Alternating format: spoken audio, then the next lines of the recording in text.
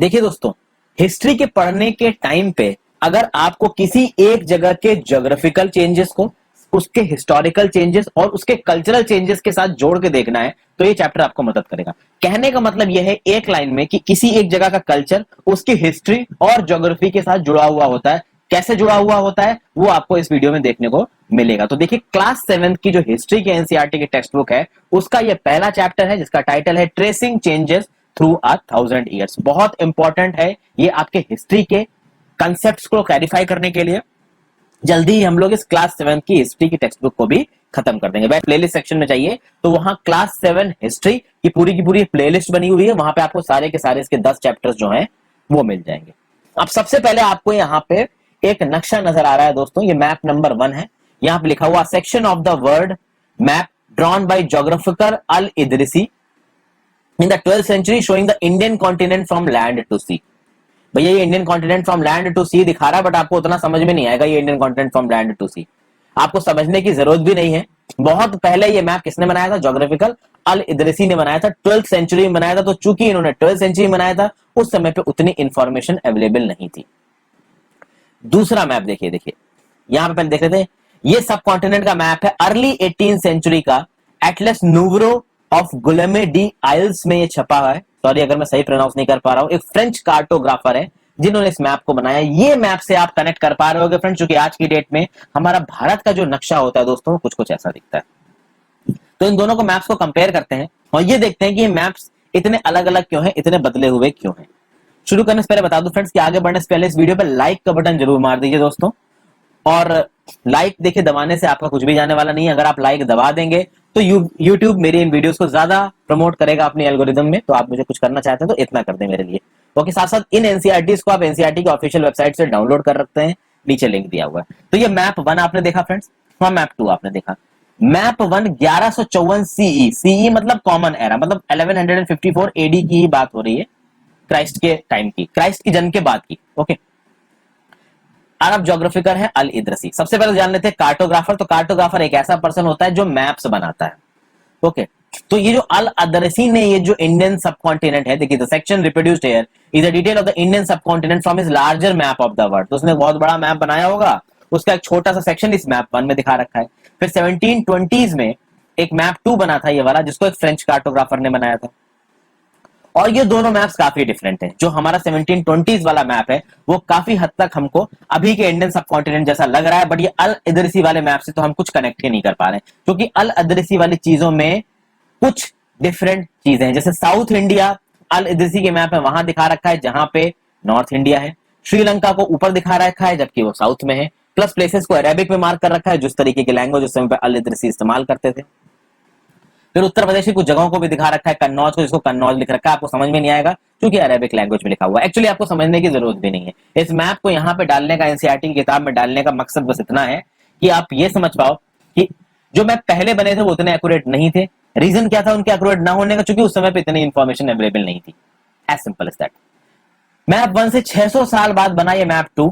उस समय पे जो इंफॉर्मेशन अवेलेबल थी हमारे इंडियन सबकॉन्टिनेंट के बारे में वो ज्यादा अवेलेबल थी, इसलिए ये जो सेकंड वाला मैप है बहुत ज्यादा फैमिलियर है। कुछ इस तरीके का मैप हमको आज भी दिखता है। कोस्टल एरियाज को बहुत डिटेल में बताया गया है। अब चूंकि कोस्टल एरियाज को बहुत ज्यादा डिटेल में बताया गया है तो ऑब्वियस सी बात है इस मैप को यूरोपियन सेलर्स के द्वारा प्रयोग किया जाता है, यूरोपियन मर्चेंट्स के द्वारा प्रयोग किया जाता था अपने वॉयजेस में। क्योंकि सेलर्स और मर्चेंट्स जो कि समुद्र के रास्ते शिप से आ रहे हैं, ऑब्वियस सी बात है उनके दिमाग में सबसे पहली चीज क्या आएगी दोस्तों कि उनको कोस्ट पे पहुंचना है। ठीक है, इसीलिए आप इस सेकंड मैप में जब देखोगे तो इस सेकंड मैप में जो कोस्ट की इंफॉर्मेशन दे रखी है वो बहुत ज्यादा है। हालांकि इंटीरियर की भी इंफॉर्मेशन दे रखी है, देखिए जैसे यहाँ पे ओरिया लिखा हुआ है। ओके, फिर ऊपर आप देखोगे दोस्तों तो यहाँ पे चित्तौड़ दिया हुआ है। कई कई जगहों पे माउंटेनियस लैंडफॉर्म्स बना रखे हैं जहां जहां पे माउंटेन्स हैं, तो काफी हद तक उसमें दिखाया है। लेकिन हाँ, कोस्टल के बारे में इंफॉर्मेशन ज्यादा दी है, नदियों को बहुत डिटेल से इस मैप 2 में दिखा रखा है। अब यहाँ पे चीज दे रखी है, look at the areas in the interior of the subcontinent on map 2. Are they as detailed as those on the coast? Follow the course of river Ganga and see how it is shown. What do you think is the difference in the level of detail and accuracy between coastal and inland areas? Obviously बात है इस map को ये जो merchants थे, जो sellers थे वो इस्तेमाल करते थे। और मर्चेंट्स सेलर्स अगर किसी मैप को बनवाएंगे अपने इस्तेमाल के लिए तो ऑब्वियसली बात है वो सबसे ज्यादा मार्क किसको करेंगे, कोस्टल एरियाज को, क्योंकि उनको कोस्टल एरियाज में पहुंचना है, उसके बाद वो पैदल चल के इंटीरियर एरिया में चले जाएंगे अपने सामान को बेचने के लिए, डिमांड सप्लाई के हिसाब से, वो एक अलग बात है, पर सबसे पहले तो उनको समुद्र से बाहर निकल के कोस्ट पे पहुंचना है, इसलिए कोस्टल एरियाज की इंफॉर्मेशन होनी बहुत ज्यादा जरूरी थी। प्लस जो पहला मैप बना था अल-अदीसी ने बनाया था, जो दूसरा मैप बना था जो फ्रेंच कार्टोग्राफर ने बनाया था, उस समय जो साइंस ऑफ कार्टोग्राफी थी बहुत डिफरेंस थी। अब हिस्टोरियंस के पर्सपेक्टिव में जब बात आती है, जब भी कोई हिस्टोरियन हिस्ट्री को लिखता है तो उस हिस्ट्री को लिखने के लिए वो बहुत सारे डॉक्यूमेंट्स को पढ़ेगा, बहुत सारे मैप्स को रेफर करेगा, बहुत सारे अलग अलग टेक्स्ट हैं, इंडिविजुअल टेक्स्ट, ग्रुप टेक्स्ट उसको मिल जाएंगे पास्ट के जिनको वो पढ़ेगा। लेकिन जब कभी भी वो डॉक्यूमेंट्स को, मैप्स को, टेक्स्ट को पढ़ेगा तो वो टेक्स्ट, वो मैप्स किस बैकग्राउंड में बनाए गए हैं, किस हिस्टोरिकल बैकग्राउंड में बनाए गए हैं, किस कंटेक्स्ट में लिखे गए हैं, इस बात का भी ध्यान वो हिस्टोरियन रखेगा, क्योंकि हिस्टोरियंस की एक रिस्पॉन्सिबिलिटी बनती है, हिस्टोरियंस को हिस्ट्री को एक न्यूट्रल फॉर्म में हमारे सामने लेके आना है। और क्या होता है ना दोस्तों कि जब वो हिस्ट्री लिखी गई थी उस समय पे, तो जो भी उसका ऑथर था, उस ऑथर ने उस हिस्ट्री को अपने हिसाब से लिखा होगा, तो उसके अपने हिसाब वाले एलिमेंट को हटा के उससे जो इंफॉर्मेशन निकल रही है उसको बाकी इंफॉर्मेशन से कोरोबरेट करके, कंपेयर करके हमारे सामने एक न्यूट्रल माइंडसेट की इंफॉर्मेशन को लेके आना, हिस्ट्री को लेके आना, ये हमारे हिस्टोरियंस का काम है। आप समझ सकते हैं काफी मुश्किल काम है। ओके, अब यहां पे बात करते हैं न्यू एंड ओल्ड टर्मिनोलॉजीज की। देखिए, जिस कंटेक्स्ट में भी हमारे सामने कोई इंफॉर्मेशन प्रोड्यूस की जाती है, प्रेजेंट की जाती है, वो कंटेक्स्ट समय के साथ बदलता है, समय के साथ भाषा बदलती है, समय के साथ शब्दों के मीनिंग बदलते हैं। हिस्टोरिकल रिकॉर्ड्स ये बताते हैं कि पहले बहुत अलग अलग तरीके के लैंग्वेजेस के डॉक्यूमेंट मिलते हैं और ये लैंग्वेजेस बहुत हद तक चेंज भी हुई हैं समय के साथ, ईयर्स के साथ। जैसे फॉर एग्जांपल पर्शियन भाषा की बात कर लीजिए, तो आज की जो मॉडर्न पर्शियन मिलती है और जो मीडिवल टाइम्स में आज से 700-800 हजार साल पहले जो पर्शियन मिलती थी, इन दोनों में काफी डिफरेंस है। और वो डिफरेंस केवल ग्रामर या वोकैबुलरी में नहीं है, इवन शब्दों के मतलब तक बदल गए हैं समय के साथ। यानी कि मान लीजिए, एक एग्जांपल दे रहा हूं आपको, यहां पे लिखा हुआ है हिंदुस्तान नाम का एक शब्द है, तो हिंदुस्तान से आज आप किस चीज को कनॉट करते हो, आप आज इस चीज को कनेक्ट करते हो कि भाई हिंदुस्तान इज इंडिया, ठीक है ना। लेकिन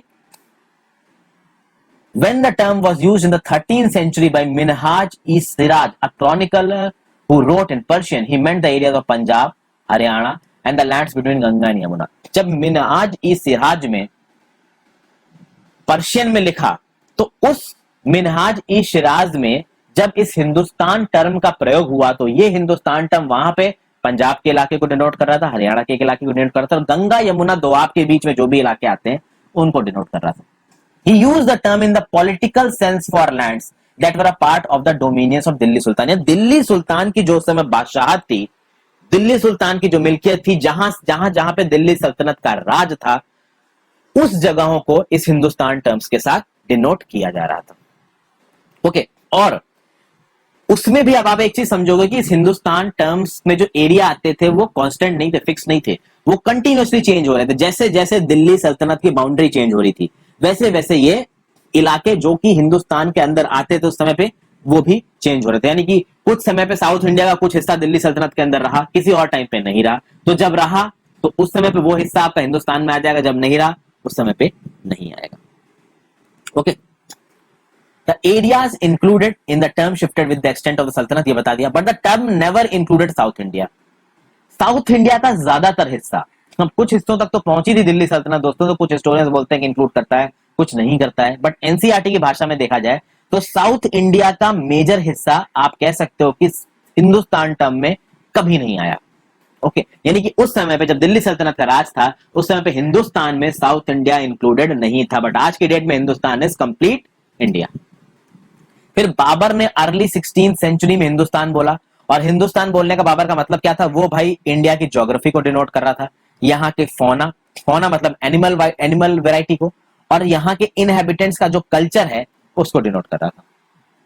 okay, and as we will see later in this chapter, this was somewhat similar to the way the 14th century poet Amir Khusro used the term Hind।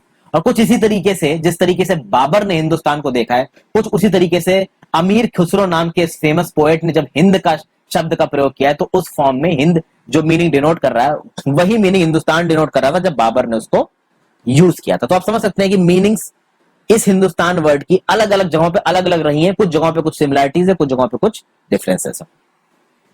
अब देखिए, उस समय की बात की जाए जब ये लोग आ रहे थे, तब भैया इंडिया नाम की कोई ज्योग्राफिकल या कल्चरल एंटिटी एग्जिस्ट तो करती थी।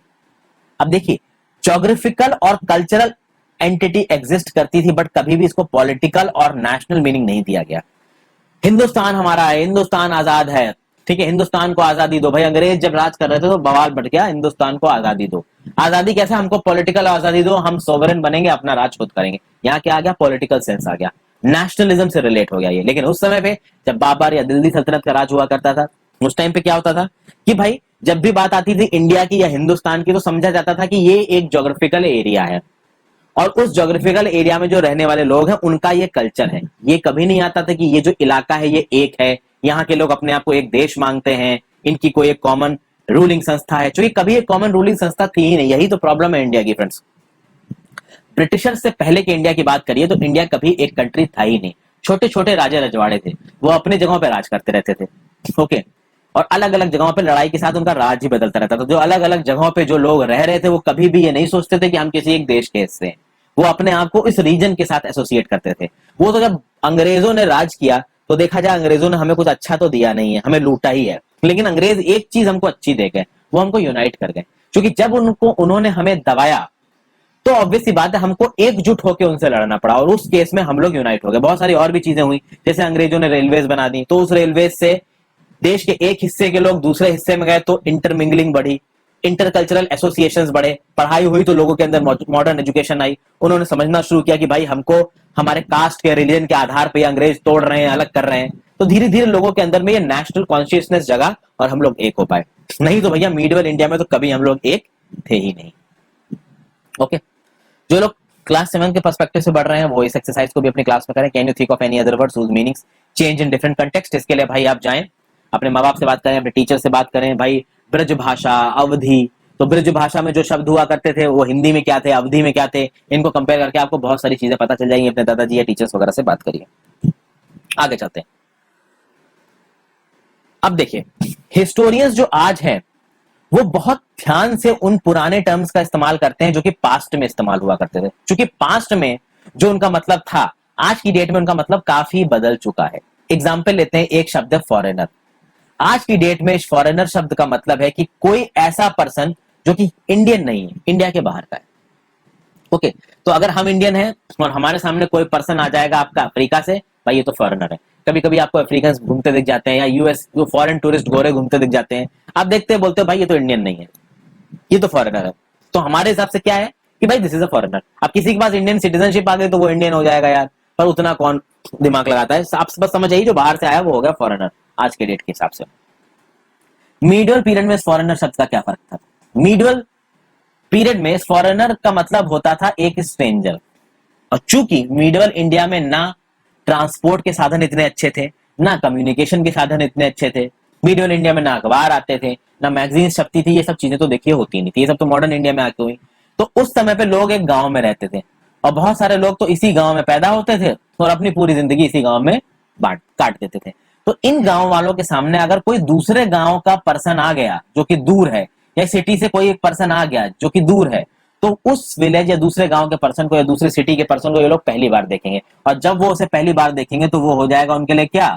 वो हो जाएगा उनके लिए फॉरेनर, क्योंकि उस इंसान को उन्होंने जिंदगी में पहले कभी नहीं देखा। क्या आज ऐसा होता है? ज्यादातर लोग जो हम लोग डेली लाइफ में बाहर निकलते हैं, ट्रेन से प्लेन से सफर करते हैं, हम उनको नहीं जानते, उनकी शक्लें हमें जानी पहचानी नहीं है, ठीक है। हम लोग जिनको जानते हैं वो भाई सेलिब्रिटीज होते हैं। तो शाहरुख खान, सलमान खान कहीं से जा रहे होंगे तो भीड़ लग जाएगी ऑटोग्राफ के लिए। लेकिन नॉर्मल लोगों को हम नहीं जानते, वो भाई निकल जाते हैं, हमें पता भी नहीं रहता कि ये कौन है, पर वो हमारे लिए फॉरेनर नहीं है। क्योंकि उनको देख के हम पता कर पा रहे हैं कि भाई ये हमारी रेस के हैं तो इंडियन ही होंगे, और इंडियन है तो ये हमारे लिए फॉरेनर नहीं। कोई बाहर का आ जाएगा जिसके आप कह सकते हो कि जिसको देख के पता चलेगा कि ये फॉरेन से आया, तो आप कहोगे कि भाई ये फॉरेनर है। समझ गए दोस्तों? तो उस समय पे कोई एक विलेज में अगर कोई दूसरे विलेज का आदमी आ जाता था जो उस सोसाइटी का पार्ट नहीं था, उस कल्चर का पार्ट नहीं था, उसको बोल देते थे फॉरेनर। हिंदी में इसको बोला जाता था परदेसी, या फिर पर्शियन में आप इसको बोलते थे अजनबी। तो हिंदी में बोल दिया परदेसी और पर्शियन में बोल दिया अजनबी। तो अगर एक सिटी में रहने वाला आदमी किसी जंगल में पहुंच जाता है, फॉरेस्ट में पहुंच जाता है, तो उसको फॉरेनर बोल दिया जाएगा। लेकिन एक ही विलेज में रहने वाले दो किसान जो आसपास खेती करते हैं, वो दोनों एक दूसरे को पहचानते हैं, वो दोनों एक दूसरे के साथ फॉरेनर नहीं है। ये हो सकता है कि भाई ये जो दो व्यक्ति हैं जो एक दूसरे को जानते हैं, हो सकता है एक राम हो और एक रहीम हो, यानी कि एक मुस्लिम हो, एक हिंदू हो, या फिर दोनों अलग अलग कास्ट के हों, उसके बावजूद भी ये दोनों एक दूसरे के साथ फॉरेनर नहीं होंगे, क्योंकि ये दोनों एक दूसरे को जानते हैं। अब उनके खुद के मनमुटाव हो सकते हैं, वो बोले कि भाई ये दूसरा रिलीजन का है, हमारा रिलीजन का नहीं है, या इसकी जाति दूसरी है, हमारी जाति नहीं है, तो उनके बीच में कुछ लड़ाई टाइप की हो, पर फिर भी फॉरेनर नहीं थे, क्योंकि एक दूसरे को जानते थे। समझ गए मैं क्या समझाना चाह रहा हूं? अब हम बात करते हैं हिस्टोरियंस एंड देयर सोर्सेस के बारे में। देखिए, हिस्टोरियंस ने अलग अलग तरीके के सोर्सेस का इस्तेमाल किया है पास्ट के बारे में पता करने के लिए। अब जैसे फॉर एग्जांपल हम लोगों ने पिछले साल पढ़ा था गुप्ता डायनेस्टी के बारे में, हर्षवर्धन के बारे में। इस किताब में हम लोग देखेंगे भाई कौन से समय के बारे में, जो समय 700 एडी से 1750 एडी या 700 सीई से 1750 सीई तक का था। मैं आपको बता चुका हूं फ्रेंड, सीई मतलब कॉमन एरा, बीसीई मतलब बिफोर कॉमन एरा। बीसी को आप बिफोर क्राइस्ट भी बोलते हो, एडी को आप anno domini in the year of Lord भी बोलते हो। ओके, तो ये 700 एडी से 1750 एडी की बात हो रही है। लमसम 1050 के लिए 1000 साल का ये समय है। अब भैया इस 1000 साल के समय को पढ़ना एक आसान काम नहीं है। इस 1000 साल के समय को आज की डेट में हिस्टोरियंस तो भैया किताबों के थ्रू ही पढ़ेंगे, और तो उनको कुछ पता है नहीं। तो देखिए, you will notice some continuity in the sources used by historians for study of this period. वो कंटिन्यूटी क्या है कि वो भैया कॉइन्स पे डिपेंड करते हैं। कॉइन्स की स्टडी को न्यूमिस्मैटिक बोलते हैं, न्यूमिस्मैटिक। वो इंस्क्रिप्शंस को पढ़ेंगे, अलग अलग रूलर्स ने छोड़ रखे हैं, अलग अलग रूलर्स के समय पे जो पेंटिंग्स वगैरह बनाई गई, उस आर्किटेक्चर को स्टडी करेंगे, स्कल्पचर को स्टडी करेंगे, उस समय जो चीजें लिखी गई थी उनको स्टडी करेंगे। बट समय को साथ साथ जो चीजों को स्टडी किया जाता है उनके पैटर्न में भी कुछ चीजें बदलती हैं। फॉर एग्जाम्पल, जैसे जैसे समय बढ़ता चला गया वैसे वैसे जो टेक्सचुअल रिकॉर्ड्स थे वो ज्यादा होते गए और अलग अलग वैरायटी में मिलने लगे। यानी कि पहले जो टेक्सचुअल रिकॉर्ड्स मिलते थे 500, 600, 700 एडी तक, वो लिमिटेड थे, लेकिन 700 एडी के बाद जो टेक्सचुअल रिकॉर्ड्स मिलने शुरू हुए वो बहुत अलग अलग थे और बहुत ज्यादा थे। यानी एक राजा रजवाड़े ने अपना टेक्सचुअल रिकॉर्ड बना रखा है, उसके पास ही में कोई दूसरा राजा है उसने अपना बना रखा है। तो मान लीजिए चोला है, पंड्या है, प्रतिहार है, तो चोला ने अपना अलग टेक्सचुअल रिकॉर्ड छोड़ा है, प्रतिहार ने, गुर्जर प्रतिहार ने अपना अलग टेक्सचुअल रिकॉर्ड छोड़ा है, पंड्या ने अपना अलग टेक्सचुअल रिकॉर्ड छोड़ा है। तो सबके टेक्सचुअल रिकॉर्ड्स हिस्टोरियंस के पास अवेलेबल हैं, सब लगभग एक ही समय के हैं और सब में कुछ कुछ डिफरेंशिएशंस है। अब ये हिस्टोरियंस की नॉलेज पे डिपेंड करता है कि वो कैसे उन तीनों से इंफॉर्मेशन को निकाल के उनसे जो होता ना कि प्रेजुडाइसेस रहे होंगे उस समय के रूलर्स के, जिससे उन्होंने लिखवाया होगा, जिसने लिखवाया होगा उनके खुद के प्रेजुडाइसेस होंगे उनकी राइटिंग्स में, उन प्रेजुडाइसेस को हटा के उस इंफॉर्मेशन को हमारे सामने न्यूट्रल वे में लाना इन हिस्टोरियंस का काम है। इसीलिए 700 से लेके 1750 एडी तक की हिस्ट्री को हमारे सामने लाना एक आसान काम नहीं है। अब यहाँ पे कुछ एक वैल्यू ऑफ द पेपर से रिलेटेड एक चीज दे रखी, कंपेयर द फॉलोइंग। पहले को पढ़ते हैं। In the middle of the 13th century a scholar wanted a copy of the book but he did not have enough paper, so he washed the writing of a manuscript he did not want, dried the paper and used it। 13वीं century के half में, लगभग बात कर लेते हैं 1250 AD की बात हो रही है, तो 1250 एडी के टाइम पे एक स्कॉलर को एक बुक को कॉपी करना था, उसके पास पेपर नहीं था, तो उसकी एक लिखी हुई मैन्युस्क्रिप्ट को साफ करके उसने उस पे लिख दिया, मतलब उसके पास पेपर की कमी थी। दूसरा, a century later, 100 सालों बाद, if you bought some food in the market, you could be lucky and have the shopkeeper wrap it in you for some paper। यानी उससे 100 साल के बाद भाई स्ट्रीट वेंडर्स उस समय पे हुआ करते थे। मान लो कोई स्ट्रीट वेंडर समोसे जैसी कोई चीज तल रहा है, समोसा जैसी कोई चीज बना रहा है, तो और वो समोसा जब वो स्ट्रीट वेंडर आपको देगा तो एक पेपर में रख के देगा। तो देखिए, पहली कंडीशन में 1250 एडी के लमसम की बात मान लें तो पेपर लिखने के लिए अवेलेबल नहीं है, और उससे 100 साल बाद एक स्ट्रीट वेंडर खाना आपको पेपर में लाके दे रहा है। यानी कि आप कह सकते हो कि 100 साल के ड्यूरेशन में जो पेपर का प्रोडक्शन है वो बहुत तेजी से बढ़ा और बहुत तेजी से सस्ता हुआ, क्योंकि खाने की चीजें अगर आपको पेपर में मिल रही हैं तो आप समझ सकते हैं कि वो बहुत सस्ती हो गई और बहुत वाइडली अवेलेबल हो गई। और जब वो चीजें वाइडली अवेलेबल हो गई आपकी, लगभग कह सकते हैं कि 14th सेंचुरी के हाफ में, तब भैया उस पेपर का इस्तेमाल भी बहुत होने लगा। बहुत अलग अलग जगहों पे पेपर में बहुत सारी चीजें लिखी जाने लगी, तो होली टेक्स्ट लिखे जाने लगे, रूलर्स की कहानियां लिखी जाने लगी, लेटर्स लिखे जाने लगे, साधु संत जो सिखाते थे उनकी टीचिंग्स लिखे जाने लगी, किसी जगह के प्रशासन के जुडिशियल रिकॉर्ड्स लिखे जाने लगे, उनके अकाउंट्स, उनके टैक्सेस की इंफॉर्मेशन लिखी जाने लगी। ये जो मैन्युस्क्रिप्ट्स थे, they were collected by wealthy people, rulers, monasteries and temples. Manuscripts मतलब एक पेपर पे हाथ से अगर कुछ लिखा हुआ है तो उसको आप बोलोगे मैन्युस्क्रिप्ट। उस समय पे ऑब्वियसली कुछ प्रिंटेड तो था नहीं, कोई मशीन तो थी नहीं प्रिंट करने वाली, तो जो चीजें भी लिखी जाती थी वो लिखी जाती थी हाथ से। तो हाथ से अगर आपने कुछ लिख के दिया तो वो क्या हो गया, वो हो गया मैन्युस्क्रिप्ट। तो इस मैन्युस्क्रिप्ट को मेंटेन करके रखते थे भैया अमीर लोग, राजा महाराजा, मोनास्ट्रीज, टेंपल्स, उनमें उनके अकाउंट्स होते थे, टैक्सेस होते थे, वो जो एक्टिविटीज होती थी उनको मेंटेन करते थे, उनकी खुद की लाइब्रेरीज थी, आर्काइव्स थे। आर्काइव्स क्या होता है? तो ये एक ऐसी जगह होती है जहां पे मैन्युस्क्रिप्ट्स को और डॉक्यूमेंट्स को स्टोर करके रखा जाता है। आज की डेट में हमारी केंद्र सरकार और राज्य सरकार दोनों के पास अपने खुद के आर्काइव्स है, जहां पे बहुत सारे ऑफिशियल रिकॉर्ड्स और ट्रांजैक्शंस मेंटेन्ड है। ऑफिशियल रिकॉर्ड्स का एग्जांपल देता हूं, जैसे कि बजट छपता है, तो हर साल बजट को छप के हमारे नेशनल आर्काइव्स में रखा जाता है। यानी 1950 से लेकर आज तक जो भी बजट प्रेजेंट हुए हैं वो आपको हमारे नेशनल आर्काइव्स में मिल जाएंगे, उनकी कॉपी मेंटेन करके रखी गई है। ओके, और इन मैन्युस्क्रिप्ट्स और डॉक्यूमेंट से हमें भैया हिस्टोरियंस को जबरदस्त इंफॉर्मेशन मिलती है पहले के समय की। उस समय पे प्रिंटिंग प्रेस नहीं हुआ करती थी, छापने के लिए मशीनें नहीं थी, तो भैया मैन्युस्क्रिप्ट्स को ऑब्वियस सी बात है आप हाथों से ही लिखोगे, क्योंकि छापने के लिए तो कुछ है नहीं। अब भैया इसके लिए डिप्लॉय किए जाते थे लोग जिनको बोला जाता था स्क्राइब्स। छापना आसान काम नहीं होता दोस्तों। अगर आप 2 पेज पन्नों को भी लिखते हो किसी और जगह से देख के भी तो आपको समझ में आएगा। जैसे आप यूपीएससी मेंस की तैयारी करोगे तो उसमें आप बहुत सारे आंसर राइटिंग प्रैक्टिस करोगे, वो खैर आपको खुद एक्सटेम्पोरल लिखना है, लेकिन अगर आप कहीं से कॉपी करके भी चीजों को लिखते हो तो आप ये देखोगे दोस्तों कि लिखना एक आसान प्रोसेस नहीं होता है, लिखने में अच्छी खासी मेहनत लगती है हमको। ओके, फिर जब आप कोई चीज दूसरे की हैंड राइटिंग को देख के लिखते हो, मान लीजिए जब आपने अखबार से कोई प्रिंटेड चीज देख के लिखी तो आपको भैया देखने में प्रॉब्लम नहीं होगी, प्रॉपर तरीके से फॉन्ट में लिखा हुआ है।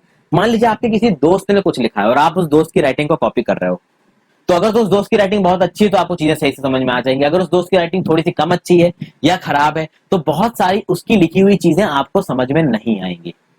और जब उसकी लिखी हुई चीजें आपको समझ में नहीं आएंगी तो सोचिए उस समय पे मिडवल इंडिया में जो स्क्राइब्स काम करते थे वो जब किसी और की चीज को कॉपी किया करते थे तो जो किसी और का लिखा हुआ है हो सकता है वो कभी कभी उसको नहीं आप पढ़ पाए, और जब वो उसको नहीं पढ़ पाएंगे तो ऑब्वियस सी बात है जिसका लिखा हुआ वो टेक्स्ट है हो सकता है वो वहां पे अवेलेबल ना हो, तो उस केस में जो उस टेक्स्ट को कॉपी कर रहा है ना वो अपने नॉलेज के हिसाब से वहां कोई चीज लिख देगा जो कि उस ओरिजिनल किताब में नहीं होगी। तो आप कह सकते हो कि जो ये स्क्राइब एक कॉपी बनाएगा वो कॉपी ओरिजिनल कॉपी से थोड़ी डिफरेंट होगी।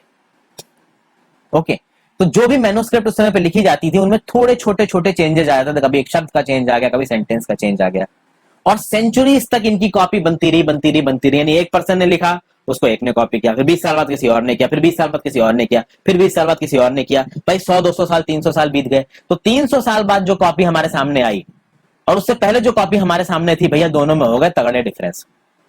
तो same text became substantially different from one another. और this is a serious problem because we rarely find the original manuscript of the author today. तो सबसे शुरू में जो चीजें लिखी गई थी भाई वो फट गई किसी हिस्टोरिकल रीजंस की वजह से, पेपर तबाह हो गया तो उस चक्कर में दूसरी चीज पे लिख दी गई, तो ओरिजिनल मैन्युस्क्रिप्ट अब होती नहीं है। तो हम वो जो पुरानी चीजें लिखी हुई हैं उसके लिए किस पे डिपेंड करते हैं, जो स्क्राइब्स ने उसकी कॉपी बनाई, और स्क्राइब्स ने जो कॉपी बनाई उसमें बहुत सारी गलतियां होती हैं। तो उस चक्कर में अलग अलग मैन्युस्क्रिप्ट जो लिखी गई हैं, अलग अलग जो कॉपी लिखी गई थी ओरिजिनल टेक्स्ट की, उन अलग अलग कॉपियों को पढ़ के उनके डिफरेंसेस को आइडेंटिफाई करके हमारे हिस्टोरियंस ओरिजिनल वर्जन को जितना हो सके उतना रिप्रोड्यूस करने की कोशिश करते हैं। कुछ हद तक वो कामयाब हो जाते हैं, कुछ हद तक वो कामयाब नहीं होते हैं। ओके दोस्तों, यहाँ पे एक फिगर है, देखिए इस फिगर में क्या दिखा रखा है, this is basically a painting of a scribe making a copy of a manuscript. अब ये पेंटिंग इस 10.5 centimetre bye 7.1 centimetre in size, छोटी है इसलिए आप इसको मिनिएचर बोलते हो। ओके, मिनिएचर पेंटिंग्स के बारे में बता रखा है, miniature paintings were sometimes used to illustrate the text of the manuscripts, they were so beautiful that later collectors often told the manuscripts apart, took the manuscripts apart and sold just the miniatures. कहने का मतलब ये हुआ कि भाई जो कुछ भी लिखा हुआ होता था उस लिखे हुए टेक्स्ट को पेंटिंग्स के फॉर्म्स में इलस्ट्रेट करना ये होता था इन मिनिएचर पेंटिंग्स में, और अकबर ने मिनिएचर पेंटिंग्स में बहुत काम किया था दोस्तों। और बाद में मिनिएचर पेंटिंग्स जो थी वो बहुत फेमस हुई, तो मिनिएचर पेंटिंग्स से टेक्स्ट वाले कॉपी से ज्यादा मिनिएचर पेंटिंग्स आपकी मार्केट में बिका करती थी। आगे बढ़ते हैं, यहाँ पे 2 तरीके की राइटिंग आपको नजर आ रही है फ्रेंड्स। ये जो लेफ्ट वाली राइटिंग है वो थोड़ी ज्यादा ऑर्गेनाइज नजर आ रही है, राइट वाली राइटिंग थोड़ी सी डेंस और थोड़ी कम ऑर्गेनाइज नजर आ रही है। तो देखिए different kinds of handwritings could make the reading of the Persian and Arabic difficult. The नास्तलिक, ये वाली जो है वो नास्तलिक है, इस कर्सिव और इजी टू यूज, और द शिकस्ते जो कि ये है ये डेंसर है और थोड़ी मुश्किल है लिखने में, थोड़ी मुश्किल है समझने में। ठीक है दोस्तों, अब आगे देखते हैं। कभी कभी क्या होता था कि जो ऑथर्स होते थे वो जो लिख रहे होते थे ना उसको समय समय पे रिवाइज भी करते थे। जैसे कि जियाउद्दीन बरनी नाम के एक क्रॉनिकलर थे, 14th सेंचुरी में एक्टिव थे। इन्होंने अपनी पहली क्रॉनिकल लिखी 1356 में और उसके 2 साल बाद उन्होंने अपनी क्रॉनिकल को कुछ चेंज किया, कुछ इंप्रूवमेंट्स किए, कुछ अपडेशंस किए। अब ये दोनों एक दूसरे से थोड़ी अलग है। तो दूसरी वाली जो उन्होंने अपडेटेड वर्जन लिखा था वो तो लोगों को मिल गया था, लेकिन जो पहला वर्जन था वो हिस्टोरियंस को मिला नहीं। वो बड़े बड़े लाइब्रेरी मतलब कलेक्शंस में दबा हुआ रखा था। वो कॉपी उनको 1960 में मिली। तो जब 1960 में मिले तब ये हिस्टोरियंस पता कर पाए कि भैया पहले एडिशन और सेकंड एडिशन में क्या फर्क था। तो आप समझ सकते हैं ना, ये जो हिस्टोरियंस का जॉब है ये आसान नहीं है, काफी मुश्किल जॉब है। अब हम बात करते हैं न्यू सोशल और पॉलिटिकल ग्रुप्स की। ये जो 1000 साल का समय था 700 एडी से लेके 1750 एडी तक का, इसमें हिस्टोरियंस के सामने बहुत से चैलेंजेस आए। मैं आपको पहले बता चुका हूं। अभी तक जो मैंने बताया कि भैया स्क्राइब्स की राइटिंग से मैन्युस्क्रिप्ट्स को कंपेयर करके समझना, यही अपने आप में एक बहुत बड़ा चैलेंज है।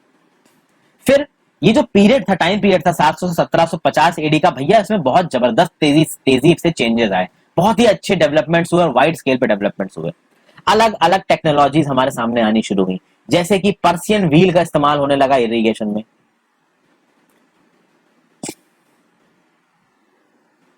ये देखिए, ये पर्शियन व्हील है जिसका इरिगेशन में इस्तेमाल किया जाता था। ओके, फिर स्पिनिंग व्हील का इस्तेमाल होने लगा वीव करने में। फायर आर्म्स का इस्तेमाल होने लगा लड़ाई में। अलग अलग तरीके के खाने और बेवरेजेस आ रहे थे हमारे सब कॉन्टिनेंट में। तो भैया आलू, कॉर्न, चिलीज, टी, कॉफी, जो कि पहले नहीं थे वो अब इंडियन सब कॉन्टिनेंट में लोग खा रहे थे। और आज की डेट में तो हम लोग आलू, चाय और कॉफी तो ऐसे पीते हैं जैसे हमेशा से यहीं पे था ये सब। तो बहुत सारे अलग अलग इनोवेशन आ रहे थे, नई टेक्नोलॉजी, नए पेड़ पौधे, नई खाने की चीजें। फिर ये चीजें आ कैसे रही थी, तो भाई दूसरों के, दूसरे इलाके से, दूसरी जगहों से लोग रेगुलरली आ रहे थे।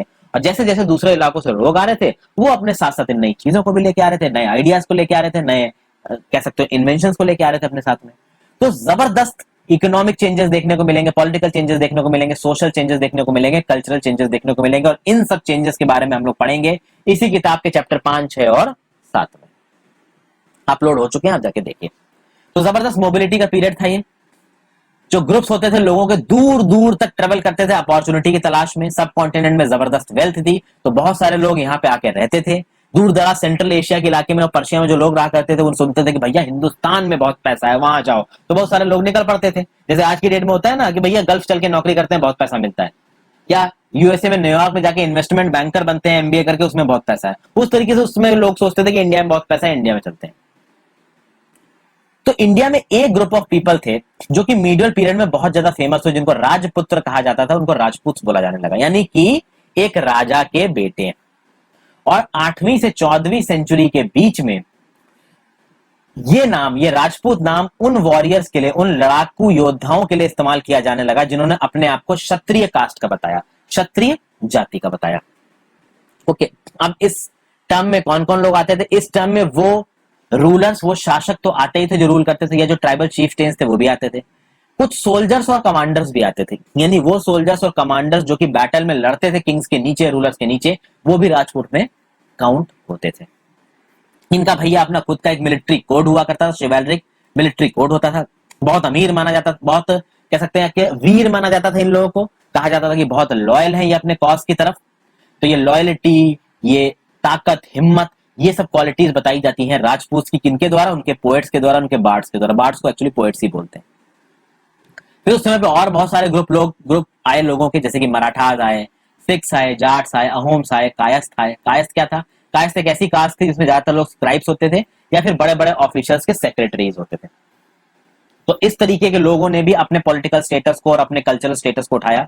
तो राजपूत तो इंपॉर्टेंट हुए हैं, साथ में मराठा, सिख्स, जाट, अहोम्स और कायस्थ ने भी अपने आप को इंपॉर्टेंट किया। अब अगले में कुछ हैबिटाट की बात होगी, तो यहां मैं बता देता हूं हैबिटाट क्या होता है। Habitat refers to the environment of a region and the social and economic lifestyle of its resident. यानी हैबिटेट एक जगह के एनवायरमेंट से डील करता है और वहां पे जो लोग रहते हैं उनकी इकोनॉमिक लाइफस्टाइल, उनकी सोशल लाइफस्टाइल के साथ डील करता है। ये इकोनॉमिक और सोशल लाइफस्टाइल आई फ्रेंड्स जब ह्यूमंस के टर्म्स में बात हुई हैबिटेट की। ऑब्वियसली बात है, एनिमल्स के टर्म्स में सोशल और इकोनॉमिक लाइफस्टाइल की बात नहीं होगी। अब देखिए, Throughout this period there was a gradual clearing of forest and extension of agriculture. ये बात हो रही है आपके मिडिल पीरियड, यानी 700 एडी से लेके 1750 एडी तक की बात हो रही पूरे। तो इस पूरे रीजन, इस पूरे टाइम के समय पे रेगुलरली फॉरेस्ट को क्लीन किया जा रहा था और एग्रीकल्चर को एक्सटेंड किया जा रहा था, क्योंकि उस समय के लोगों को हल्का फुल्का ट्रेड के बारे में आइडिया था, और ट्रेड से भी ज्यादा इंपॉर्टेंट जो चीज थी सोसाइटी में वो थी एग्रीकल्चर। ओके, एग्रीकल्चर वाली जगहों पे वो अपनी क्रॉप्स को उगाएंगे और उन क्रॉप से वो खाना खाएंगे और दूसरों से बेच के थोड़ा बहुत पैसा कमाएंगे। हुआ ये कि जब फॉरेस्ट को क्लीन किया जाने लगा तो उस फॉरेस्ट के चलते फॉरेस्ट हैबिटेट पे फर्क आया, और वहां पे जो फॉरेस्ट ड्वेलर्स रहा करते थे उनके लाइफस्टाइल में ऑब्वियसली फर्क आएगा। तो जब हैबिटेट शिफ्ट हुआ, इन फॉरेस्ट को क्लीन किया गया, तो वहां पे रहने वाले कुछ लोग तो भाई वहां से चले गए, दूर चले गए, या कुछ लोग वहीं पे रह के एग्रीकल्चरलिस्ट बन गए, भैया गोड़ने गाड़ने लगे, एग्रीकल्चरल फार्मर बन गए, क्रॉप्स उगाने लगे। बहुत सारे नए पीजेंट ग्रुप्स उभर के आए, बहुत सारे शिफ्टेंस, पादरी, मोनास्ट्रीज, टेम्पल बनने लगे, एक कॉम्प्लेक्स सी सोसाइटी बननी शुरू हुई। ठीक है, उस कॉम्प्लेक्स सोसाइटी में भाई उनको टैक्स देना था, मतलब कि ये वही फॉरेस्ट ड्वेलर्स थे जो पहले जंगलों में रहते थे, जंगलों से अपना खाना आना खाते थे और आराम से रहते थे नेचर के लैप में। इन्हीं फॉरेस्ट ड्वेलर्स पे फर्क कब आया कि जब इनके पेड़ों को काट दिया गया, जंगलों को काट दिया गया, तो कुछ तो भाग के दूसरे जंगलों में चले गए, और कुछ लोग जो कि उस सोसाइटी का भाग बन गए, उस सोसाइटी में जहां पे चीजें बहुत तेजी से इवॉल्व कर रही थी, तो जब ये फार्मर बने और लैंड टेलिंग करने लगे, तो उस फार्मर की उस सोसाइटी की सारी कॉम्प्लेक्स एक्टिविटी में इन्होंने अपने आप को इन्वॉल्व किया। फिर उन्होंने टैक्स भी दिए भाई, लोकल लॉर्ड्स को सर्विसेज भी दी, गुड्स भी दिए। तो जबरदस्त इकोनॉमिक और सोशल डिफरेंसेस निकल के आए पीजेंट्स में। बहुत सारे पीजेंट्स गरीब थे, बहुत सारे पीजेंट्स अमीर थे। जो पीजेंट्स थोड़े अच्छे थे उनके पास प्रोडक्टिव लैंड थे, उनके पास कुछ कैटल थी। जो पीजेंट्स बिल्कुल ही गरीब थे वो डेली वेज वर्कर्स की तरह थोड़े पैसों के लिए दूसरों की जमीनों पे काम किया करते थे। ओके, जैसे जैसे सोसाइटी और डिफरेंशिएट होती गई वैसे वैसे जाति और सबकास्ट आने लगी, और जाति और सबकास्ट के आने के लिए ऑब्वियस सी बात है पहले से ही जो बेस था वो तैयार था। ऋग वैदिक एरा से ही 4 भागों में बांट दिया गया था सोसाइटी को। मैंने आपको बताया था ब्राह्मण, क्षत्रिय, वैश्य और शूद्र, और बस उस चीज को इंप्लीमेंट करने में यहाँ कोई प्रॉब्लम ही नहीं हुई। ठीक है, जैसे जैसे सोसाइटी बनी उस सोसाइटी के टॉप के लोगों ने फिर से अपने आप को सुप्रीम बताया, तो ब्राह्मण क्षत्रिय सुप्रीम हो गए।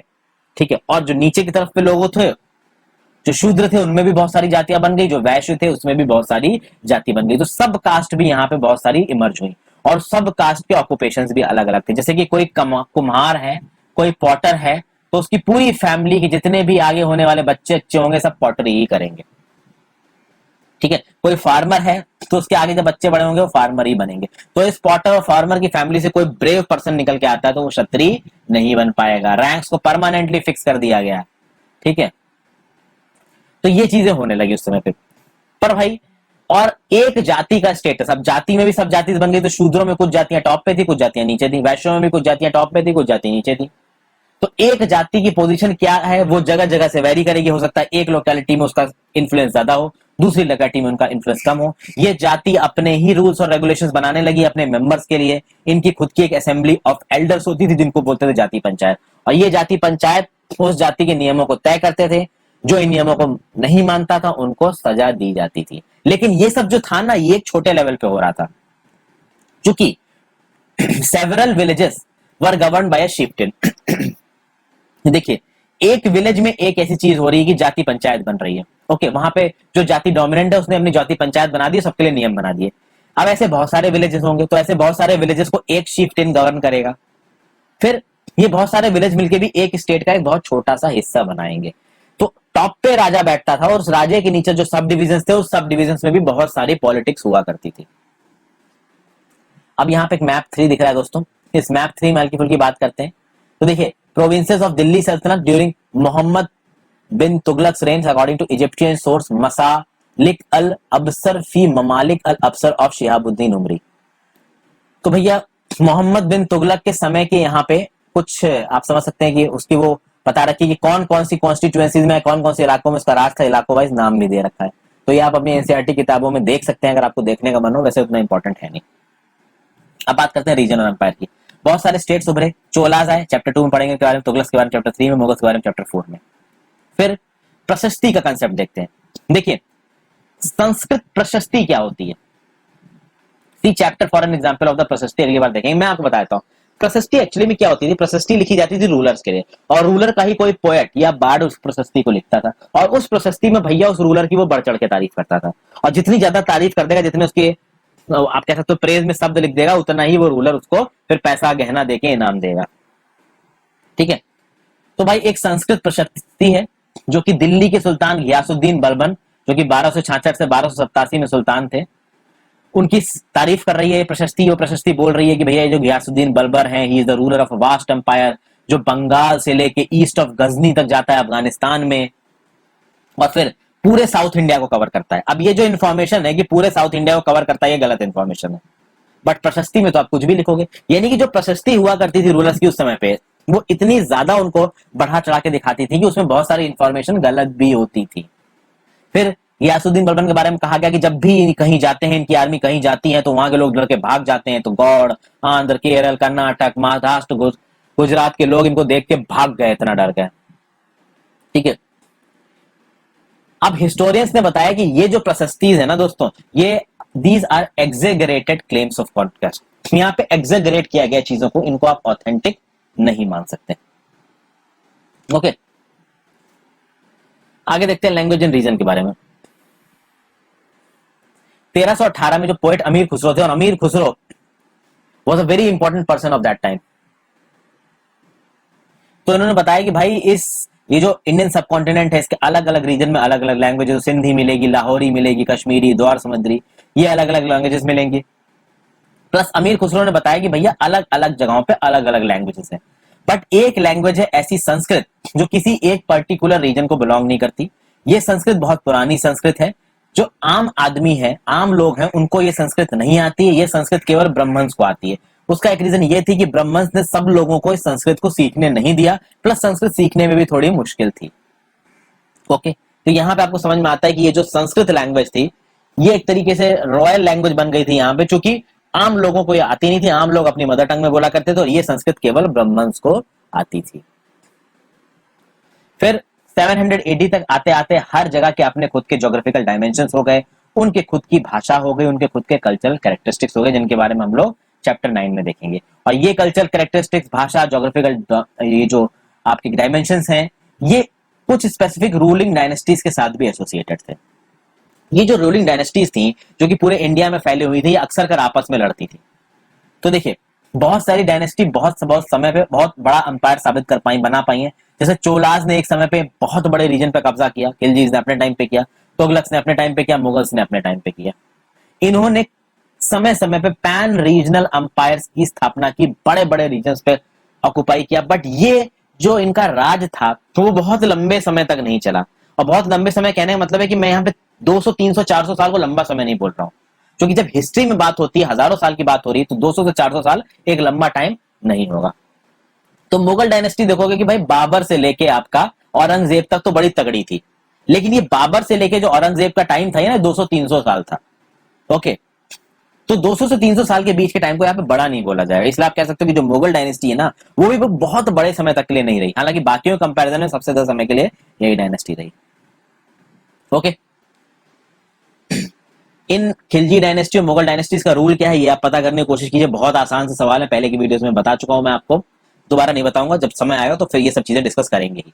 और ज्यादा जानना चाहते हैं तो मेरे मीडियल हिस्ट्री, एंशिएंट हिस्ट्री और मॉडर्न हिस्ट्री प्लेलिस्ट में जाइए, हिस्ट्री की बतेरी वीडियोस आपको मिलेंगी। ठीक है, ये सब तो भैया एनसीईआरटी में जो चीजें लिखी हैं, जाने कब मैं पहले पढ़ा चुका हूं। अब आगे देखते हैं। मुगल एम्पायर 18th सेंचुरी में डिक्लाइन कर गया। इसके रीजंस क्या है, इसके पे मैंने अलग वीडियो बना रखी है। जब मुगल एम्पायर डिक्लाइन हुआ, इतना बड़ा पैन एम्पायर डिक्लाइन हुआ, तो छोटे छोटे टुकड़े जो थे अलग अलग जगहों पे, वहां के प्रोविंशियल गवर्नर्स ने अपने आप को इंडिपेंडेंट घोषित कर दिया, जिसकी वजह से रीजनल स्टेट्स उभरेंगे। ये चैप्टर 10 में हम देखेंगे। लेकिन हुआ यह है कि भाई इंपीरियल रूल रहा है हमेशा से, तो इंपीरियल और पैन रीजनल रूल, यानी कि एक सेंट्रल सत्ता ने बहुत जगहों पे राज किया है, उस चक्कर में इन रीजन्स का जो कैरेक्टर था वो बदल गया था। अब जब ये बिग स्टेट्स तोड़ के छोटे छोटे स्टेट्स में बटेंगे, तो बिग स्टेट्स के समय पे जो कल्चरल इन्फ्लुएंसेस थे ना, वो बाद में भी रहेंगे, और छोटे छोटे स्टेट्स बनने की वजह से जो नए कल्चरल इन्फ्लुएंसेस आएंगे वो भी बनेंगे, और जो फाइनली एक स्टेट बन के आएगा ना, उसके अंदर बहुत सारे डिस्टिंक्ट और शेयर्ड ट्रेडिशंस होंगे, और वो शेयर्ड ट्रेडिशंस गवर्नेंस के फील्ड में भी होंगे, इकोनॉमी के मैनेजमेंट में भी होंगे, एलीट कल्चर्स में भी होंगे, लैंग्वेज में भी होंगे। यानी कि समझने की कोशिश कीजिए, जब मुगल डायनेस्टी का राज था, तब एक पर्टिकुलर स्टेट की भाषा हुआ करती थी, कुछ अलग अलग तरीके से वहां पे रेवेन्यू कलेक्ट किया जाता था, इकोनॉमी में बहुत सारी चीजें डिफाइंड थी। जब मुगल शासन टूट गया और इंडिविजुअल शासन आ गए, जैसे हैदराबाद का निजाम जब रूल पे आ गया, तो हैदराबाद के निजाम के ने अपने कुछ अलग रूल बनाए इकोनॉमी में, तो अलग अलग इलाकों में, उसी तरीके से बंगाल में मुर्शीद कुली खान, अली वर्दी खान, इन्होंने अपने नियम बनाए। तो जब अलग अलग इलाकों में अलग अलग नियम बनने शुरू हुए, अलग अलग चीजों को इंपोज करना शुरू किया गया, तो जो एक नया ट्रेडिशन निकल के आया, चाहे वो ट्रेडिशन राज्य सत्ता चलाने का हो, चाहे वो ट्रेडिशन इकोनॉमी को चलाने का हो, चाहे वो ट्रेडिशन लैंग्वेज का हो, चाहे वो ट्रेडिशन वहां के लोगों को कल्चर का हो, वो एक शेयर्ड ट्रेडिशन था। उसमें सबके एस्पेक्ट थे, यानी जो पहले राज हुआ करता था उसका एस्पेक्ट भी था, बाद में जो नया राजा आया उसका एस्पेक्ट भी था।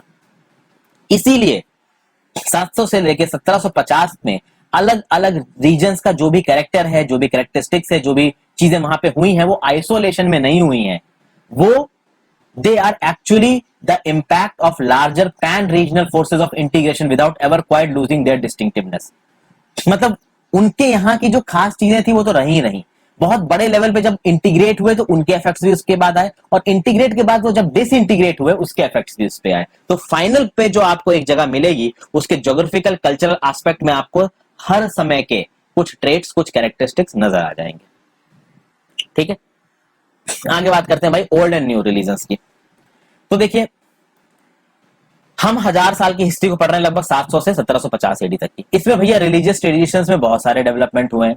ठीक है भैया, लोगों का जो बिलीफ था भगवान में, खुदा में, ईश्वर में, वो कलेक्टिव हुआ। ठीक है, देखिए, people's belief in the divine was sometimes deeply personal but more usually it was collective. Collective कैसे भाई, कि भैया अगर आप हिंदू धर्म के हो तो आप बोलते हो मैं हिंदू धर्म का हूं, आप मुस्लिम धर्म के हो तो आप बोलते हो मैं हिंदू धर्म का हूं, मुस्लिम धर्म का हूं। तो क्या ये आपका पर्सनल रिलीजियस व्यू है? नहीं, ये कलेक्टिव रिलीजियस व्यू है। जो पर्सन मुस्लिम धर्म का है या हिंदू धर्म का है, वो बोलेगा भाई मैं हिंदू हूं, मैं मुस्लिम हूं। तो basically this is a collective notion. और ये जो कलेक्टिव बिलीफ था ना, एक सुपर नेचुरल एजेंसी में, जिसको बोला गया रिलीजन। और ये रिलीजन आपका सोशल और इकोनॉमिक ऑर्गेनाइजेशंस के साथ भी जुड़ा हुआ था। तो देखिए, ये सारी चीजें आपस में कनेक्टेड हैं। एक जगह का कल्चर, एक जगह का रिलीजन, और उस एक जगह की कम्युनिटी, और उन कम्युनिटीज के सोशल ऑर्गेनाइजेशन और इकोनॉमिक ऑर्गेनाइजेशन। यानी एक जगह की कम्युनिटी का सोशल ऑर्गेनाइजेशन कैसे होगा, तो भाई मुस्लिम साथ में रह रहे होंगे, ठीक है, एक जगह पे हिंदू साथ में रह रहे होंगे, ऐसा नहीं, कहीं कहीं पे दोनों साथ में रह रहे होंगे। ठीक है, तो रिलीजन से भी चीजों पे बहुत फर्क पड़ा। हालांकि रिलीजन के नाम पे उस समय पे लड़ाई नहीं होती थी। ये रिलीजन के नाम पे जो लड़ने वाली चीज आई है, ठीक है, हिंदू मुस्लिम को मारने वाली जो चीज आई है, वो बाद में आई है, पहले नहीं थी। फिर उस समय पे कुछ बहुत इंपॉर्टेंट चेंजेस हुए हिंदुइज्म धर्म में। ठीक है, क्या हुआ कि भाई हिंदू धर्म में नए नए देवी देवताओं की पूजा होने लगी। फिर टेम्पल्स को रॉयल्टी ने कंस्ट्रक्ट कराना शुरू किया। तो आप देखोगे कि भैया चोलाज ने थांजावुर में और उसके आसपास का साउथ इंडिया का जो इलाका है, जबरदस्त टेम्पल वहां पे बनवा रखे हैं। सोसाइटी में ब्राह्मण्स की जो इंपॉर्टेंस थी बढ़ने लगी, प्रीस्ट की इंपॉर्टेंस बढ़ने लगी, वो सोसाइटी में डोमिनेंट ग्रुप्स बन गए। उनके साथ साथ क्षत्रिय भी डोमिनेंट हुआ करते थे, चूंकि वो रूल करते थे। कुछ इस तरीके का चीज सामने आई कि भैया ये जो ब्राह्मण्स हैं, ये भगवान के साथ, भगवान वाला डिपार्टमेंट इनका है, क्षत्रिय का डिपार्टमेंट लोगों को प्रोटेक्ट करने वाला डिपार्टमेंट, और बाकी दो कम्युनिटीज को, शूद्रा को, वैश्य को इन्होंने दबा दिया। खासकर शूद्रा को तो बहुत ही ज्यादा दबा दिया। वैश्य तो फिर भी ट्रेडिंग कम्युनिटी थी, उन्होंने अपने आप को बचा लिया। फिर जो संस्कृत टेक्स्ट की नॉलेज थी ना, इससे ब्राह्मण्स को बहुत सारी रिस्पेक्ट मिली। ठीक है, वो, और जब उनको रिस्पेक्ट मिली तो ये कहा जाने लगा कि भैया इन ब्राह्मण्स को है नॉलेज। आज की डेट में भी भाई नॉलेज एज चल रही है, जिसके पास नॉलेज है उसकी बहुत वैल्यू होती है। लेकिन उस समय पे नॉलेज क्या थी? उस समय पे नॉलेज यही थी कि भाई वेद पुराण कौन पढ़ सकता है। अब वेद पुराण तो भैया आप कह सकते हो बिल्कुल ट्रिकी संस्कृत में लिखे हुए हैं, तो उनको तो केवल ये ब्राह्मण पढ़ सकते हैं। तो ब्राह्मण को बोला जाने लगा कि भैया यही है नॉलेज वाले। और जब यही वाले नॉलेज वाले हैं, तो जो राजा रजवाड़े थे, जो किसी एक जगह के रूलर हुआ करते थे, वो इन ब्राह्मण्स के पैटर्न बन गए। ठीक है, तो वो इन ब्राह्मण्स के पास बहुत सारा पैसा वैसा भी भेजा करते थे। फिर इस समय पे एक आइडियल उभरा भक्ति का। ठीक है ना, तो सूरदास वगैरह जो आपके कृष्ण भक्ति से रिलेटेड है, कृष्ण भक्ति काव्य धारा, राम भक्ति काव्य धारा, वो इस भक्ति के पीरियड में आएगी। हिंदी लिटरेचर में कृष्ण भक्ति काव्य धारा और राम भक्ति काव्य धारा अपने आप में एक बहुत बड़ा टॉपिक है। तो ये जो भक्ति पीरियड है वो आया अपना इंडिया में। इस समय पे एक पर्सन अपने डीटी के साथ भक्ति करेगा, अपने डीटी की भक्ति करेगा, उस डीटी की तरफ पूरी तरीके से वो मंत्रमुग्ध हो जाएगा। ओके, तो ये सब चीजें होंगी। इन ट्रेडिशंस के बारे में हम लोग चैप्टर 8 में देखेंगे। पैटर्न क्या होता है? Influential wealthy individual who supports another person, an artist, craft person, learn man और नॉबल। तो इन्हीं ब्राह्मण्स के पैटर्न बन गए थे रूलर, जो कि मैंने आपको बताया था। फिर आगे देखते हैं। इस समय पे भाई हमारे कॉन्टिनेंट में, सब कॉन्टिनेंट में नए रिलीजन्स भी आ चुके थे। देखिए, इस्लाम धर्म की स्थापना कब हुई? 7th सेंचुरी के दौरान, 7th सेंचुरी की शुरुआत में मैं बोलूंगा कि इस्लाम धर्म की स्थापना हुई। इनके प्रॉफिट ने एक कुछ नियम कानून दिए, कुछ रूल्स को बताया, उन्होंने अल्लाह को सुप्रीम बताया और मुस्लिम्स ने उनको फॉलो किया। ठीक है, जो टीचिंग्स हैं इस्लाम धर्म की वो होली कुरान में लिखी हुई हैं और मुस्लिम्स इस कुरान को होली बुक मानते हैं। And they accept the sovereignty of one God Allah, जिसका लव, मर्सी और बाउंड्री सबको एम्ब्रेस करता है। Okay, irrespective of his social background, यानी आप किसी भी बैकग्राउंड के हो, भगवान आपको मानेंगे, आपका अल्लाह आपको मानेगा, ये इनका बोलना था। तो बहुत सारे रूलर्स थे वो इस्लाम के पैटर्न्स थे और उलामा के पैटर्न्स थे। अब भाई ये उलेमा क्या थे? तो भाई ये उलामा थे मुस्लिम धर्म गुरु, ये लर्न्ड थियोलॉजियंस थे, ज्यूरिस्ट थे। यानी कि कुरान में जो चीज लिखी हुई है उसको दूसरों को कौन समझाएगा? उसमें तो इतनी बड़ी चीजें लिखी हैं जो शायद नॉर्मल आदमी को समझ ना पाए, तो कोई एक ऐसा इंसान चाहिए जो उस चीज को समझाए। सिर्फ उस तरीके से जैसे कि वेद पुराणों में जो चीजें लिखी हैं वो नॉर्मल लोगों को कौन समझाएगा? तो भाई जो उन वेद पुराणों को पढ़ते थे ब्रह्मनास वो समझाएंगे। उसी तरीके से कुरान में क्या लिखा हुआ उसे कौन समझाएगा? तो मुस्लिम धर्म गुरु समझाएंगे। वो है आपके जो लर्न थियोलॉजिस्ट थे, ज्यूरिस्ट थे, जो कि उनको उलामा बोला जाता था। तो बहुत सारे जो रूलर्स थे वो इस्लाम के पैटर्न हुए और इस्लाम के जब वो पैटर्न हुए, इस्लाम धर्म को जब उन्होंने फॉलो किया तो वो इन उलेमास के पैटर्न हो गए। तो वो अपने रूलिंग में आप देखोगे कि उलेमास को काफी मानते थे। जैसे फिरोज तुगलक एक रूलर था, तो फिरोज तुगलक अपने रूलिंग्स में उलेमास की राय को सुनता था। ठीक है, फिर जैसे कि हिंदुइज्म धर्म में कुछ सेक्ट्स उभर आए, उसी तरीके से इस्लाम की जो टीचिंग्स थी उनको भी कुछ तरीके से इंटरप्रेट किया गया। तो भाई कुछ लोग शिया मुस्लिम्स बन गए। Shia Muslims believe that prophet Muhammad son in law Ali was the legitimate leader of the Muslim community. और कुछ सुन्नी मुस्लिम्स बन गए who accepted the authority of the early leaders caliphs of the community. तो इस तरीके से आप देखोगे फ्रेंड्स की मुस्लिम्स में भी बहुत सारे सेक्ट्स निकल आए हैं, उनके बहुत सारे इंपॉर्टेंट धर्म गुरुज हैं जिन्होंने उनकी टीचिंग में कुछ हल्के फुल्के चेंजेस हैं और उनके अपने वेरियस स्कूल्स ऑफ लॉ निकल आते हैं। जैसे हनाफी स्कूल निकल आता है, शाफी स्कूल निकल आता है, पूरी दुनिया में। ठीक है, इनका फॉलोवर्स हैं। अब हम आगे देखते हैं, thinking about time and historical periods. अब जब बात किया जाए, हिस्टोरियंस जब हिस्ट्री को पढ़ते हैं तो जब वो हिस्ट्री को पढ़ते हैं वो हिस्ट्री को केवल इस तरीके से नहीं देखते हैं कि भाई समय बीत रहा है, घंटे बीत रहे हैं, दिन बीत रहा है, क्लॉक और कैलेंडर नहीं है। जैसे जैसे समय बीत रहा है वैसे वैसे उस समय के साथ एक जगह का सोशल कैरेक्टर बदल रहा है, एक जगह का इकोनॉमिक कैरेक्टर बदल रहा है, आइडियाज चेंज हो रहे हैं, बिलीव्स चेंज हो रहे हैं। इन सारे सेगमेंट्स को मिला के वो अपनी हिस्ट्री को तैयार करते हैं। जब ब्रिटिशर्स इंडिया में आए तो जो ब्रिटिश हिस्टोरियंस थे उन्होंने तो बड़ा सिंपल सा व्यू था। ब्रिटिश हिस्टोरियंस ने बोला कि भाई इंडिया की हिस्ट्री तो 3 भागों में बटी है, एक हिंदू हिस्ट्री है, एक मुस्लिम हिस्ट्री है, एक ब्रिटिश हिस्ट्री है। तो भैया दिल्ली सल्तनत के काल से पहले और मुगल काल से पहले जो शासक थे वो हिंदू रूलर्स थे, फिर दिल्ली सल्तनत और बाबर के और ये जो मुगल काल के शासक थे वो मुस्लिम रूलर्स हो गए, उसके बाद आ गए ब्रिटिशर्स। उन्होंने तो इतना सिंपल सा वो कर दिया, मतलब सेग्रीगेशन।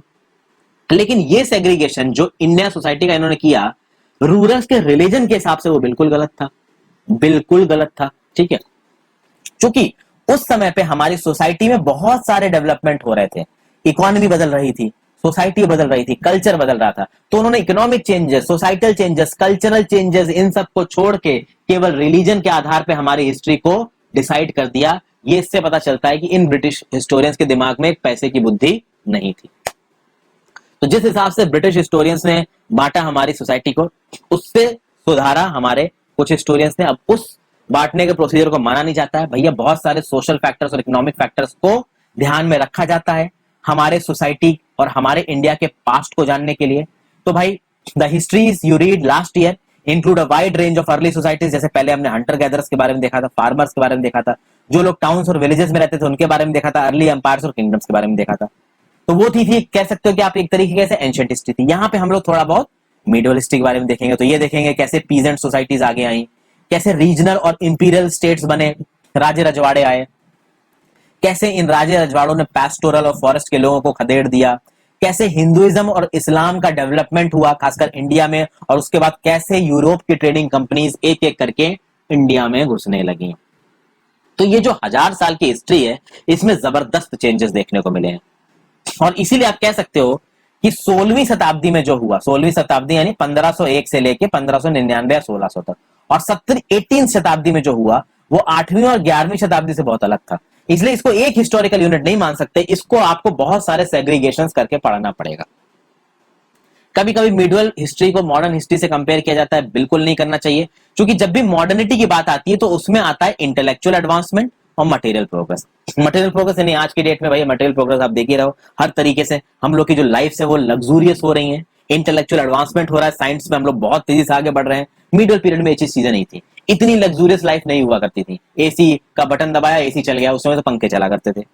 उसी तरीके से साइंस में इतने ज्यादा एडवांसमेंट नहीं हुए थे भाई, अब तो बॉडी को खोद खोद के कुछ भी निकाल दें। मिडिल समय पे साइंस इतनी ज्यादा, मेडिकल साइंस इतनी ज्यादा एडवांस नहीं थी। तो भाई जो मॉडर्न पीरियड है और जब मिडिल पीरियड को आप कंपेयर करोगे तो मिडिल पीरियड में इतना ज्यादा एडवांसमेंट नहीं था जितना मॉडर्न पीरियड में। फिर during these 1,000 years the societies of the subcontinent were transformed often and economies in several regions reached a level of prosperity that attracted the interest of the European trading companies। जैसे जैसे India की economy बदल रही थी subcontinent में, वैसे वैसे उसकी खबरें वेस्टर्न लैंड्स में पहुंच रही थी और वेस्टर्न लैंड्स में बैठे हुए ट्रेडर सोच रहे थे कि भैया चलते हैं इंडियन सबकॉन्टिनेंट में, चल के थोड़ा ट्रेड करते हैं, वहां बहुत पैसा है। और उनका दिमाग आया कि चलो यहाँ चलते हैं। जब वो यहाँ पे आए थे ये ब्रिटिश ट्रेडर्स, तो वो ट्रेडर की तरह आए थे, लेकिन धीरे धीरे इन ट्रेडर्स ने क्या किया वो तो हम देखेंगे। प्लस जब वो ट्रेडर्स यहाँ पहुंचे ना दोस्तों, तो ऐसा नहीं था कि इंग्लैंड से ट्रेडर्स केवल इंडिया में रहे थे, इंग्लैंड से ट्रेडर्स दुनिया भर में जा रहे थे। वो इंडोनेशिया में भी जा रहे थे, चाइना में भी जा रहे थे, अफ्रीका में भी जा रहे थे। और इन ट्रेडर्स की एक खास बात थी कि पहले ये भाई कॉमर्शियल बेसिस पे इन्वॉल्व होते थे और बाद में फिर ये पॉलिटिकल बेसिस पे एंगेज होते थे। जिस समय पे ये नए नए इंडिया में आए थे ना, उस समय पे ये जो हैदराबाद के निजाम थे, ये जो बंगाल के नवाब थे अलीवर्दी खान, मुर्शीद कुली खान, इनको लगा कि ये सिर्फ ट्रेडर्स हैं, इनको ट्रेड करने की आजादी दे देते हैं। उन समय के जो इंडिया के रूलर्स थे वो दुनिया से कनेक्टेड नहीं थे। अगर वो दुनिया से कनेक्टेड होते तो उनको ये पता चलता कि ये जो भैया बाहर से फिरंगी ट्रेडर आ रहे हैं ना, इन्होंने बाकी जगहों पे भैया कब्जा लिया है, एक समय पे ये इंडिया में भी कब्जाएंगे। लेकिन इस चीज को उस समय के नवाब रूलर समझ नहीं पाए और सही टाइम पे इनको रोका नहीं गया। और जब इन अंग्रेजों को सही टाइम पे रोका नहीं गया, ये भैया सर पे चढ़ गए और 200 से ज्यादा साल हम पे इन्होंने राज किया है। तो इन सब चीजों को हम लोग इस किताब में पढ़ने की कोशिश करेंगे दोस्तों। तो यहाँ पे मैन्युस्क्रिप्ट, जाति, रीजन, पीरियडाइजेशन क्या होता है, ये सब आपको समझ में आ गया होगा। काफी चिल्लाना पड़ा फ्रेंड्स। अगर ये वीडियो पसंद आई हो तो प्लीज इसमें लाइक का बटन दबा दीजिए फ्रेंड्स। चैनल को सब्सक्राइब कर लें, अपने दोस्तों के साथ इन वीडियोस को शेयर कर दें। ये सब करने में आपका कुछ भी नहीं जाएगा, बाकी चीजें नहीं कर सकते तो भैया आप लाइक करके सब्सक्राइब ही कर लीजिए। So thank you for watching this video friends, have a great day, ध्यान रखिए अपना।